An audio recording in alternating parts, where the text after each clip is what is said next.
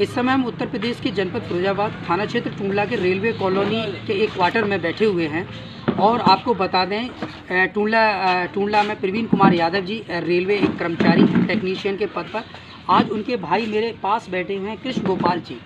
मात्र 22 साल की उम्र में ही इन्होंने क्लास 1 अधिकारी का पद हासिल किया है। ये अपने आप में एक गौरव की बात है। आपको बता दें कि एक भारत की सबसे बड़ी संस्था जो मिनिस्ट्री ऑफ डिफेंस में जानी जाती है, एनडीए नेशनल डिफेंस एकेडमी, उसमें भी रहे हैं श्री कृष्ण गोपाल जी, और उसके थ्रू ये आईएनए में भी आए।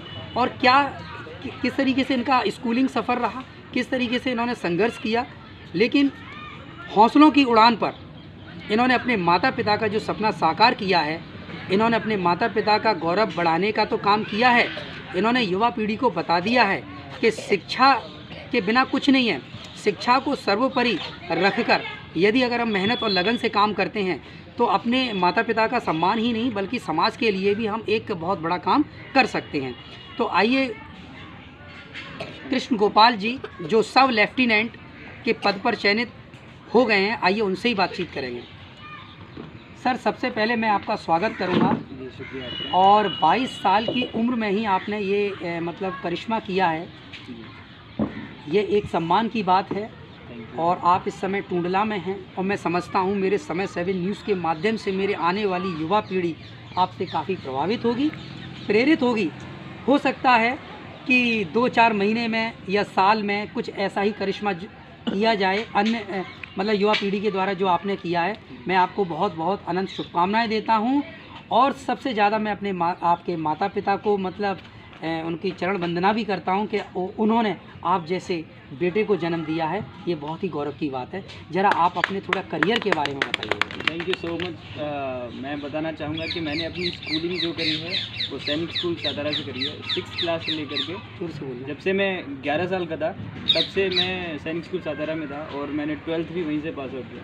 वहाँ से मैंने यूपीएससी की एग्ज़ाम दी, जो कि जैसे तुम 12th में होते तो उसके लिए तुम अपेयर कर सकते हो। उसके बाद मैंने फर्स्ट अटेम्प्ट में वो क्लियर किया। वो करने के बाद में एक एसएसबी इंटरव्यू होता है जो पहले 5 दिन का हुआ करता था, आजकल वो 4 दिन का हो गया। तो उसको सर्विस सिलेक्शन बोर्ड बोलते हैं। वो मेरा इलाहाबाद में हुआ। वहाँ से होने के बाद में फिर मैंने एनडीए में पहुँचा। एनडीए में 3 साल की ट्रेनिंग हुई मेरी। एनडीए से जैसे ही मैं पास आउट हुआ फिर मैं इंडियन नेवल एकेडमी एडिमला जो कि केरला में है वहाँ पर पहुँचा। फिर उसके बाद मैं आज यहाँ आपके सामने खड़ा हूँ। 2 दिन पहले मेरा स्टाइप शिपिंग हुआ सब लेफ्टिनेंट के पद पर। तो ये मेरा सफ़र था अभी तक का। इसके बीच में बहुत सारी कठिनाइयाँ जो ट्रेनिंग होती हैं वो हमें स्कूल में सिखाया जाता है कि इन सब चीज़ों को कैसे ओवरकम करना है और अपनी जो कमज़ोरी है उसको कैसे ताकत बनाना है। ये सब हम स्कूल में और फिर उसके बाद में जो हमारी नेशनल डिफेंस एकेडमी है वहाँ ये सब सीखते हैं। सर, लेफ्टिनेंट साहब कहना उचित होगा मेरा, अब तो आप हो ही गए हैं।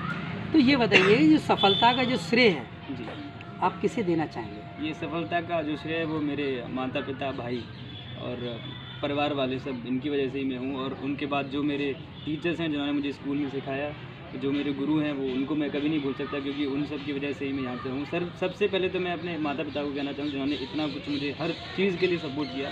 मेरे भाई इन्होंने अपना हर कुछ छोड़ के सिर्फ मुझसे ये बोला कि तुझे जो करना है वो कर, वो जो होगा बाकी हम सब देख लेंगे, बाकी तो तेरी मर्ज़ी है, जहाँ इन्वेस्ट करना है वहाँ कर, तुझे कोई कुछ कमी हो तो बताना।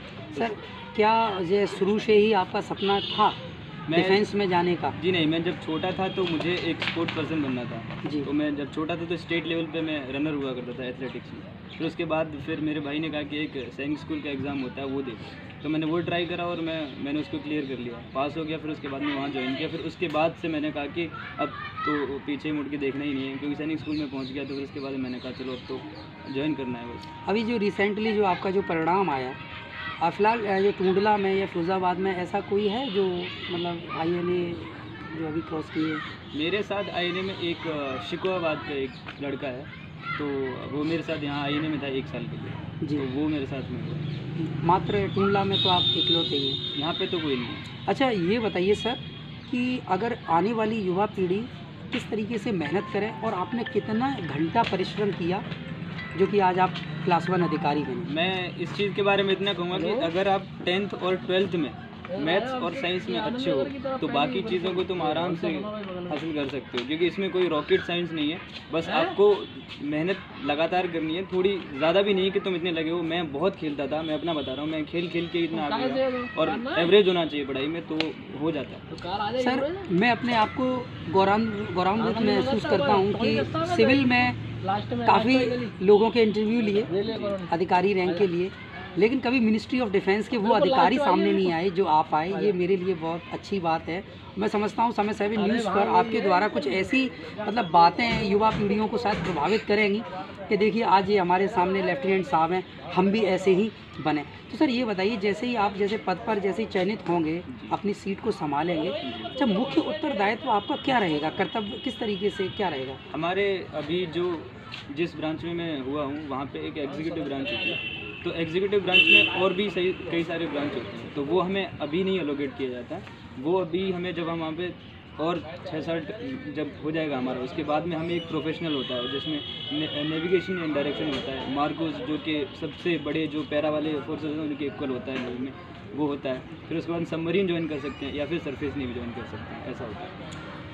सर सबसे बड़ी बात ये है कि वाइट शर्ट में पी कैप में बहुत ही खूबसूरत आप लग रहे हैं। Thank you. आपको कैसा लग रहा है, कैसा प्रतीत हो रहा है कि क्या मेहनत, क्या चमत्कार है, क्या ईश्वर का आशीर्वाद, क्या भाग्य, क्या मानते हैं ये सब कुछ? मैं ये कहूँगा कि मैं कर्मा में बिलीव करता हूँ, जो आप जैसा आप करते हो वैसा आपको मिलता है। तो बस वही है कि थोड़ी बहुत मेहनत करते रहो, ऊपर वाले का साथ हो जाता है, और फिर अगर आपका परिवार साथ है तो शायद सब कुछ हो जाता है। कृष्ण गोपाल जी ज़रा ये बताएंगे कि हमें एक क्लास 1 जॉब लेने के लिए क्या स्कूलिंग जो हमारा टाइम एजुकेशन जो टाइम होता है, क्या तभी से हमको टारगेट बना लेना चाहिए क्या? मैं जब स्कूल में था तो मैं सच कहूँगा मैंने ऐसा कुछ नहीं सोचा था कि मैं बहुत ज़्यादा ऊपर जाऊँगा या नहीं जाऊँगा। मैंने बस सोचा था कि पढ़ना है ताकि आगे चल के मुझे ये ना लगे कि मैंने अपने माँ बाप का कुछ पैसा बर्बाद किया। तो बस थोड़ी बहुत मेहनत करता रहा मैं, उसके साथ साथ बस आगे चला गया। ऐसा कुछ ज़रूरी नहीं है कि आपको कुछ बहुत ज़्यादा फोकस करना है, नॉर्मल आपको एवरेज रहना है। और बहुत बच्चे ऐसे भी होते हैं जो बहुत अच्छे होते हैं पढ़ाई में, लेकिन वो नहीं हो पाते हैं, क्योंकि इसके लिए एक ऑलराउंड पर्सनैलिटी चाहिए होती है, जो सिर्फ पढ़ाई से नहीं बाकी हर चीज़ों में होनी चाहिए। लाइक खेलने कूदने में तुम्हारी जनरल नॉलेज भी होनी चाहिए, हर चीज़ होनी चाहिए इसके लिए, तभी आप जा पाते हैं।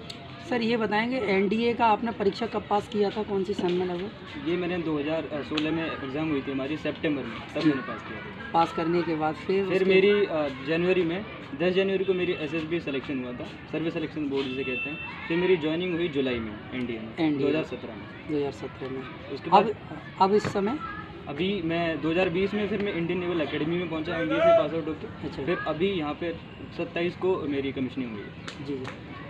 सर एक बात बताइएगा कि आज आपकी ये पोजीशन है, अब आगे क्या मतलब प्रेडिक्शन है, क्या मतलब सोचते हैं अपने बारे में, कौन सा और ऐसा पद है जो उसकी लालसा रखते हैं आप? क्योंकि भारत में नौकरियों में कभी लालसा ख़त्म नहीं होती, तो मैं आपकी लालसा जानना चाहता हूँ, आप किस पद तक आगे बढ़ना चाहते हैं? वैसे नेवी में सबसे हाईएस्ट पद होता है चीफ ऑफ नेवल स्टाफ और एडमिरल।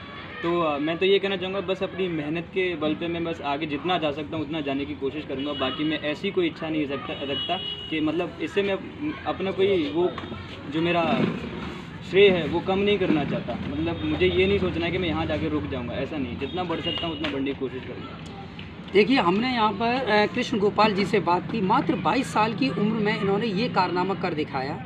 और सबसे बड़ी बात ये है कि ये हम यहाँ इस परिसर में हैं, प्रवीण कुमार यादव जी हैं, इनके भाई हैं, उन्होंने भी इनको बहुत ज़्यादा मतलब प्रभावित किया है, मोटिवेट किया है। अगर भाई हो तो प्रवीण कुमार यादव जैसा भाई हो जो अपने छोटे भाई को इतना आगे बढ़ा रहे हैं। इन्होंने मतलब यादव समाज को इतना आगे बढ़ाने का गौरवान्वित जो काम किया है, बड़ा प्रशंसनीय कार्य किया है कि यादव समाज का हर आदमी, हर युवा पीढ़ी इनसे कृष्ण गोपाल जी से समझे।